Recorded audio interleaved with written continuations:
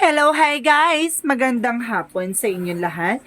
This is Shiva Masagara Channel, a faith healer, also mata reader. So ngayong hapon na tingnan natin ang nagsasabihin sa inyo ng ating mga gabay. This is Pasilip Bermans for the month of September, October, November, December for the sign of Taurus. So, Taurus, welcome sa my channel. Ano kayang messages, advices ng Spirit Guides ang ating masasagap for today's video? Ano kayang kaganapan sa buhay mo ang ating mahagilap? So guys, this reading is a journey reading lamang, hindi lahat makaka-resonate. Kunin lamang po makaka-relate sa inyo and comment down below kung kaninong energy ang ating nasagap. And of course, this reading is weekly this is a Pasilip Berman. So, hindi lahat makaka-resonate, guys. This is a journey reading lamang. And of course, sa mga hindi pa po nakakapag-subscribe sa aking channel, please click nyo na po subscribe button dyan sa baba for all bell para updated kayo sa mga videos na i-upload natin every time and every moment. So, guys, ito na, umpisahan na natin ang totoong laban. Angel Spirit, please give me information for the sign of Taurus for the month of September.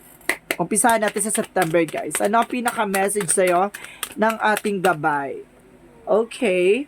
There is an Ace of Swords. Okay. Sinasabi dito na kailangan mo nang kumawala sa mga tao sa paligid mo na nagbibigay sa'yo ng blockages. No? At the same time, there's a Three of Cups. There's a third party involved. Kumbaga, there's there's an X. Meron talagang gumagawa sa inang hindi maganda dito with that Eight of Swords. Kumbaga, ginagawa ka ng blockages nitong tao na to. There's an ex na hindi pa rin nakaka-move on with the Three of Cups, no? Third party. Ano ba to? Pero kasi sinasabi dito, the Queen of Coin, no? Maging practical ka na this time. At the same time, there's a Two of Coins. Sinasabi dito, being a balance. No? About naman sa career. Let's see, about sa career. Sinasabi sa'yo dito, there's a Two of Swords. There's a decision that you need to make na kailangan mo na pagdesisyonan as soon as possible. About sa love life. There's a Knight of Wands. There's a final push and there's a process and progress. Kumbaga, waiting, gano'n. Kumbaga, there's a success coming in with a judgment. Sinasabi sa'yo dito na kumbaga, wake-up call or awakening for you, no? So, about naman sa health, sinasabi sa'yo dito, there's a Six of Coin. Oh, okay. Sinasabi sa'yo dito ng magtutuloy-tuloy naman daw about sa finance. It's a good part na okay naman daw ang iyong ang iyong health, no? Kumbaga walang stress, walang deception, walang depress, walang ano. Kumbaga sinasabi sa dito na pagdating sa finances okay ka, pagdating sa health okay ka, pero there is an information na parang mayroong hindi maka-move on dito from the past. So what is chakra messages? Chakra messages is okay, wisdom. Oh. Kumbaga there's an enlightenment inside you. There's a divinity. Kumbaga mayroon kang clarity. No? At the same time parang ano ka dito kumbaga ikaw yung nagbibigay kulay o ikaw yung nagbibigay kaliwanagan sa mga bagay-bagay. So what is the energy? What is this energy, Angel Spirit? Okay, what is this energy? At the thinking woman. So, there's an overthinking dito. Some of you, your person is overthinking, being paranoid, no? Kumbaga, meron dito nag-overthink at the same time. Or you are overthinking rather. Na kung ikaw ay babaeng Taurus, overthink ka, nag-overthink ka. And of course, sinasabi dito, there's a positive thoughts that create a positive outcome. Create a positive result. So, ibig sabihin dito, deadma dapat tayo sa mga negative para at least ma-attract mo yung mga positive energy that brings you into success. At the same time, sinasabi dito ni Jesus loving quotes, I am with you always, even at the end of the world. Ibig sabihin dito, kumbaga lagi daw nasa tabi mo si Jesus Christ. Kahit na parang feeling mo pinagsakluban ng langit at lupa ka, no?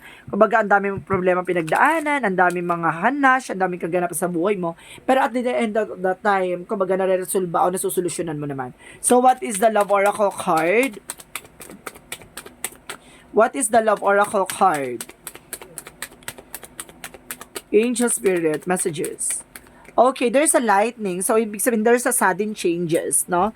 Kumbaga, may pakidlat dito na bigla ang magbabago. There's a transformation. So, let's see, guys, for, what is the energy? What is the angel's number?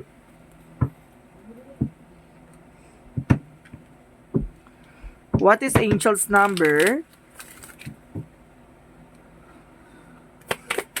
Okay, there is a 30. I am imaginative. So, ibig sabihin dito, um, you are original innovative thinker and excellence communicator. You have a great talent for using creativity to convey your ideas, and your optimistic attitude has an uplifted effect of another. Ibig sabihin dito, kumbaga magaling ka mag-visualize, kayang-kaya mo mag-isip ng mga bagay na alam mong desires into reality. Alam mo, may isa sa katuparan mo in the near future. Kumbaga yung goal mo, no? Kumbaga there's some parang na-attract mo yung positive energy dito na kayang-kaya mong gawin yung mga bagay-bagay, no? Kumbaga, meron ka ding attitudes na kaya mo mag-approach ng tao na hindi mo siya, parang, ang bilis mo ma-convince yung mga tao na yon. So, what is additional messages for the month of October? So, for the month of October, what is your messages?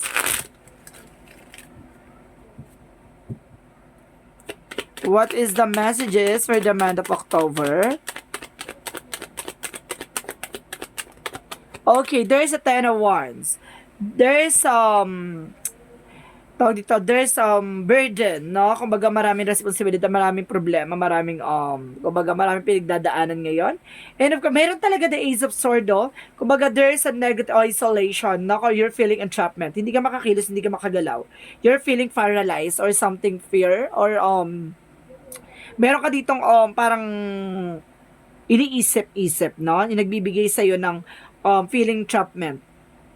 Na parang na-pressure yung sarili mo. So, what is additional messages? Okay, there is a Four of Swords. There's an intuition talaga, ha? Some of you, kailangan mong alisin tong stress, anxieties, depression, and of course, yung fear. What is additional messages? There's a King of Swords. Maging matalino ka dito, oh. There's an anxiety, I told you. There's an anxiety. Kumbaga meron talaga ditong parang merong pumapasok sa isip mo na parang nai-stress ka, gano'n. Kumbaga may bigat na nararamdaman mo. Kumbaga sinasabi sa'yo dito, magising ka sa katotohanan. Kumbaga illusions yan pumapasok sa isip mo na nai-stress ka, no? Kumbaga kailangan mong kumilos, gumalaw, no? Galaw-galaw. So what is additional messages for the career? There's a strength card, confident. Kailangan mo magkaroon ng confident. At the same time, about naman sa love life. Sa love life, there's a star card, wish fulfillment. Wow. There's an hope and inspiration. About naman sa health, get me information. And there's a Five of Swords. There's a self-defeat, no? Kumbaga sinasabi dito, yung mga bawal, may mga bawal na ginagawa ka. So, ibig sabihin, parang sinasabotahe mo yung sarili mo, no? Nasosobrahan mo yung mga bagay-bagay na ganito. Kumbaga, may mga bagay na hindi na maganda para sa health mo, pero nilalaban mo. So, ibig sabihin dito, nagkakaroon ng self-sabotage. And of course, parang nilalagay mo yung sarili mo sa alanganing sitwasyon. So, sinasabi sa'yo dito na mag-ingat ka sa mga bagay na, lalo na yung mga, lagi mong madalas ginagawa, nakakasama, no? Kumbaga sinasabi sa'yo dito, there's a maintaining balance or, kailangan balanse ka, no? Kailangan, marunong ka mag-ano sa sarili mo. Kailangan hindi ka pwedeng, tawag dito, yung aggressive sa mga bagay-bagay na parang pinipilit mo yung kumbaga gusto mo ganto, gusto mo ganyan, gusto mo ganyan. Parang inaano mo yung sarili mo sa alanganin. May mga bawal, kinakain mo. May mga sumusobra ka sa ganito, nilalaban mo. So, sinasabi sa'yo dito na kailangan mo maging maingat kasi nagkakaroon ng self-sabotage. Baka magkaroon ka ng cost dito sa iyong health. So, what is Archangel Michael messages? And of course, sense of humor. So, ibig sabihin dito, kailangan mataas ang sense of humor mo. Even may pinagdadaanan ka sa buhay mo, kailangan, tignan mo pa rin yung brightness, diba? Brightness moment. Brightness side of your life. So, what is the energy? Kasi naghahata ka ng nega dito. And then, of course, there's an appreciation. Dapat marunong ka mag-appreciate ng mga bagay-bagay. So, lahat naman ng Taurus, mabilis talagang nag-appreciate yan ng bagay, maliit man o malaki. No? So, sinasabi dito, na kailangan mong bumalik sa eksena na yon, na marunong ka magpahalaga ng maliliit na bagay. So, what is the chakra? Chakra, sinasabi dito, there's a guess, no? Kumbaga, maraming mga extra, no? Maraming mga, ano sa paligid mo, na kailangan mo kung paano mo siya i-manage. What is the Jesus loving quotes? There's an as and shall be give, as and you shall receive that your joy may be full. Ibig sabihin dito, na ibibigay sa iyo ni God yung mga bagay na kailangan mo at mga bagay na kailangan mo matanggap, no? Ayon sa kalooban niya. What is the love oracle? What is the love oracle card? What is the love oracle card, angel spirit? Okay, sinasabi dito guys, there's an heartbroken. Oh, kumbaga meron ditong feeling lost, no? Parang feeling mo, nawalan ka, gano'n. Parang feeling mo nasasaktan ka. Baka hindi ka pa nakaka-move on.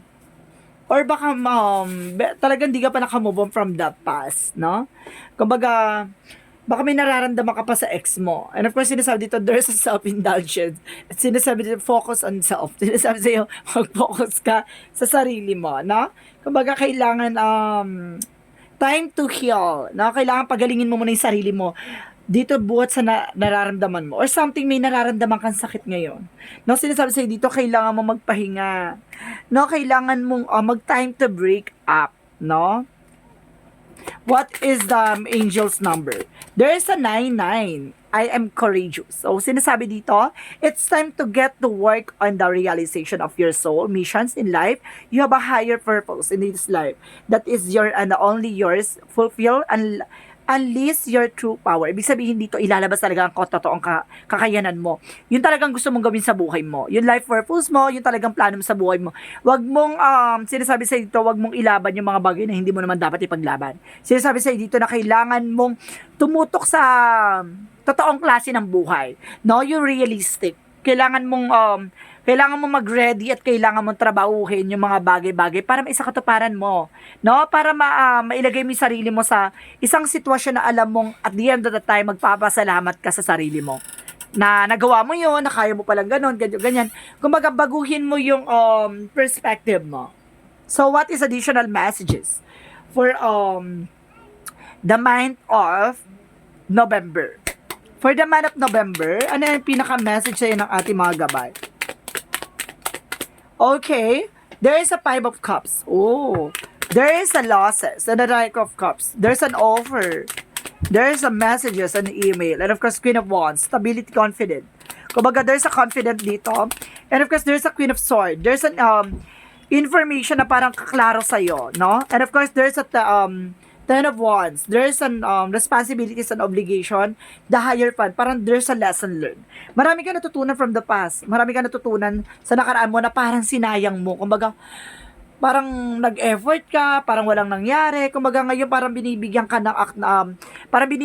ng nasa taas ng katalinuhan na parang maisip mo yung mga nangyari sa iyo, yung mga nasayang na panahon, nasayang na pera. Kumbaga, ang dami, kumbaga, realization. Nagkaroon ka ng realization dito. So, what is the message for the career? For the career, there is an 8 of Pentacles. Focus sa trabaho, negosyo, hanap buhay. And the Moon card represent, kumbaga, there's a dreams. May matutupad ka dito pangarap mo. And of course, about naman sa love life, there's an Ace of Pentacles. Wow, there's a new material offer. Kumbaga, itong love life na to, yung magdadala sa'yo ng tagumpay. There's a 5 of Wands. Marami kang competitor, marami kang kalaban. So, about naman sa health, Angel Spirit, there's a Devil card. There's a Devil. Yun yung sinasabi, di ba, yung nasosobrahan ka, no? Yung masyado mong inano yung sarili mo sa mga bawal. Yun yung sinasabi dito. Abusive, naging abusado ka sa sarili mo. So, what is additional messages for Archangel Michael messages? And of course, sinasabi dito, decide to be happy now. So, kailangan mo mag-decision kung magiging masaya ka ngayon o bukas o magpakailanman. Charis. Sinasabi dito, what is the Jesus loving quotes? And of course, sinasabi ni Jesus loving quotes, blessed are the peacemaker, for they shall be called the children of God. Ibig sabihin dito, binibless daw yung mga taong may kapayapaan, no? Kumbaga, kaya mong, kahit na maraming tao sa paligid mo na dinadown ka, kumbaga, deadma ka ng deadma, kumbaga, hindi ka pumapatol, no? Kumbaga, yun yung mga ginagabayan at talagang pinagpapala. So, what is Archangel Mike? What is the chakra messages? Okay, there's an abundance. So talaga meron talagang kasaganahan dito pagdating ng November, ha? Mukhang magiging masagana at talagang tatambling ka sa saya. So what is the energy? Energy is the goddess of the moon. There is an truth reveal and revelations. And there's an unexpected moment. Kumbaga malalaman mo ang bagay-bagay ngayong November. Kumbaga ngayon matutuklasan mo yung mga bagay na kaya mo palang gawin. So let's see what is the love oracle card. And of course, sinasabi sa'yo dito, there's a hand of the card. So, ibig sabihin, take a risk. Kung hindi ka susugal, hindi ka mananalo. Being strategic. Gamitan mo ng strategiya yan, no? There's an option, pero kailangan mo sumugal. Nasa sa'yo ang uling alas. So, what is the angel's number? There's a 7, I am brilliant. Taray, brilliant. Ano ka kumikinang? Charis. And of course, sinasabi dito, you possess a very refined mind and deep urge to uncover life mysteries. Your ability to acquire vast knowledge on both the informational and spiritual planes gives you a greater awareness than most. Ibig sabihin dito, kumbaga, kumbaga there's a spiritual awakening or spiritual activation na parang, kumbaga mulat ka na sa mga nangyayari sa paligid mo, even sa mga black magic involved, sa mga karma or sa mga sumpa, kumbaga aware ka na Kumbaga sinasabi sa'yo dito na kayang-kaya mo ng bumasa ng tao, no? Yung mga bagay na kung ano iniisip nila, kumbaga kayang-kaya mo na makipagsabayan, there's a mystery behind. Kumbaga kilala mo na, nararamdaman mo na kung tinataraydor ka. Or there's something, kumbaga malakas ang pakiramdam talaga ng mga Taurus. So, sinasabi sa'yo dito na pakiramdaman mo at galingan mo sa pagpapakiramdam, no? What is additional messages for the month of December? For the month of December, there is a 7 of Pentacles and of course, there is a Hierophant. There is a lesson learned from the past pagdating sa trabaho, negosyo, hanap buhay. Kumbaga magkakaroon ka dito ng harvest time. And of course, there's a 6 of Wands. Kumbaga there's a victory and success. And the Knight of Cups, wish fulfillment. Taray! Pagdating ng December, mukhang pasabog to para sa'yo. Harvest, victory, wish fulfillment. And a lesson learned. Education. Kumbaga natuto ka na, nalaman mo na lahat. At ngayon, parang nagising ka sa katotohanan na, this is the time. And of course, new perspective. Parang binabago ka dito ng pananaw mo. Babaguhin ka dito ng pagkakataon. So, what is additional messages for this career? For career is the full card, new beginning. About naman sa love life, there's an Ace of Swords, no? Kumbaga sinasabi sa'yo dito to touch from the situation. At sinasabi sa'yo dito na there's an 4 of Cups, re-evaluate, analyze, no? Kumbaga sinasabi sa'yo dito na kailangan mong makiramdam. Kailangan malaksan ng pakiramdam at the same time. Additional messages about sa love life. And of course, sinasabi dito, there's an Ace of Cups. Wow! Talagang new romance and new romantic cycle. Kumbaga sinasabi sa'yo dito na talikuran mo na, of course, okay. Meron taong hindi matanggap, no? Na nagkaroon ng eksena. Kumbaga, ito, nilalagyan ka ng blockages. But don't you worry, there's a new beginning. Meron taong hindi matanggap, no? Na wala ka na, no? Nag-move on. Hindi siya maka-move on. So, what is the messages of health? Health is the Empress card. There's a revert, no? There's a revert. Magkakaroon ka ng revert and of course, magkakaroon ka ng healing pagdating sa health. I told you, healing. Magkakaroon ka ng healing pagdating sa health. So, what is energy? What is the energy? The energy is 5th chakra, Archangel Gabriel, for intuition, and of course, attachment. Ibig sabihin dito, bago ka ma-attach sa isang bagay, pag-isipan mo muna mabuti. No, baka na-illusion lang yan, o parang, panandali ang gusto mo lang yan. So, ibig sabihin dito, makinig ka sa intuition mo, talagang kailangan mo yan. And of course, sinasabi dito, there's a recovery. Makaka-recover ka na raw this coming December. What is Jesus loving quotes? Sinasabi sa'yo dito, watch and pray that you not enter into temptation. Ibig sabihin dito na pagmasdan mo at magdasal ka na mailayo ka sa tukso. What is Archangel Michael messages? The person you're asking is about trustworthy. Ibig sabihin mo pagkakatiwalaan yung mga gabay na tumutulong sa'yo. What is Love Oracle card? Not enough. So, there's a jealousy and self-sabotage, no? Kumbaga, meron ditong fear or ego. Talagang meron ditong ego of issues, no? Lack of confidence. Eh, yung sinasabi dito, nagkakaroon ka ng self-sabotage kasi parang wala kang confidence sa sarili mo, no? Kumbaga, natatakot ka. Something ganon. And of course, what is the angel's number? Ayun yung alisin mo, ha? Yung takot at pangamba mo. Kaya hindi ka makakilos kasi parang something ka parang may something ka dito na natatakot ka, nahihiya ka, ganun. Kumbaga, ilaban mo, te. I am unique. Pakita mo na kakaiba ka sa lahat. Take the past for your lessons and leave it where it belongs so you can make the best of the life that is still waiting to be fulfilled by only you. Ibig sabihin, walang iba kundi ikaw.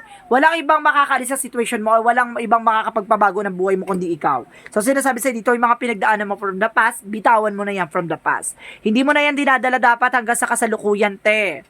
No? Mag-move on na. So, what is additional messages for this energy? There's a magician, manifestation. May mga bagay na mamamanifest ka dito in the King of Cups. There's a devoted and supportive person. What is additional messages? And of course, sinasabi dito, there's an high priestess, there's an unexpected moment, or hidden agenda. Kailangan mo nang putulin, no? Yung mga kalaban na yan, mga inggitera na yan. And of course, there's a Six of Pentacles. Kumbaga, magtutuloy-tuloy daw about sa financial. There's a give and take. Give and take. Magtutuloy-tuloy talaga about sa financial dyan. And of course, there's a Page of Sword. There's an information na malalaman mo. O merong, there's a gossip na pinag-uusapan ka. And of course, there's a the Moon, revelation. Marami ditong pinag-uusapan ka behind your back. There's some backstabbing. Maraming inggitera. Now, what is additional messages? And of course, there's a Five of Pentacles. There's a financial loss or something. There's a losses. And there's a negativity. And of course, sinasabi dito by the Eight of Pentacles, there's a patient. No? Kalma-kalma lang daw. Darating yung araw na makakabangon ka na. And of course, there's a Six of Swords, transition. Mababago rin yung buhay mo in the near future. Don't you worry, kalma lang. Time takes time talaga yun. Time, step by step, process and progress. So, what is angel's messages? Okay, sinasabi dito, there's a blue inner truth. And of course, there's a dream, imagination. So, gamitan mo ng goals, no? Kumbaga, yung mga pangarap mo talaga, gawin, puno ka ng mga bagay-bagay na iniisip mo na gusto mong matupad in the near future. Kailangan talaga may pangarap ka, te. Paano mo gagawin, paano mo isa sa katuparan? Doon mo masisimulan yun, eh. Parang planning. And of course, sinasabi dito, there's a love appears. So, what is the love appears? I re-announce my pain and release my resistance. The day I choose to reside in the light of being, I rise up boldly and ask from the understanding that will free me in the duality. My inner prayers are heard on God sends angelic help so that love and peace find their way to me, and when I open my eyes, love appears. Ibig sabihin dito parang binubuksan mo na yung isip at puso mo sa mga posibilidad, no? So, sinasabi dito na parang tinatalikuran mo na at binibitawan mo na ang sakit at negativity ng nakaraan. So, sinasabi dito, kumbaga sinusurrender mo kay God, nagdadasal ka at nakikinig ka na sa Kanya, even yung mga sa angel spirit mo. Kumbaga, kung ano man yung nakikita mo, hindi ka na basta-basta parang pumupuna ng mga tao-tao sa paligid mo, no? Parang pinagchichismisan ka, dead ka na lang. So, this is Bear month pasili for the month of September, October, November, December. For the month of for the sign of Taurus, this reading is a general reading lamang, hindi lahat makaka-resonate. Kunin lamang pa makaka-relate sa inyo and comment down below kung kaninong energy ang ating nasagap. Maraming salamat guys and see you in the next video. Bye-bye and babush!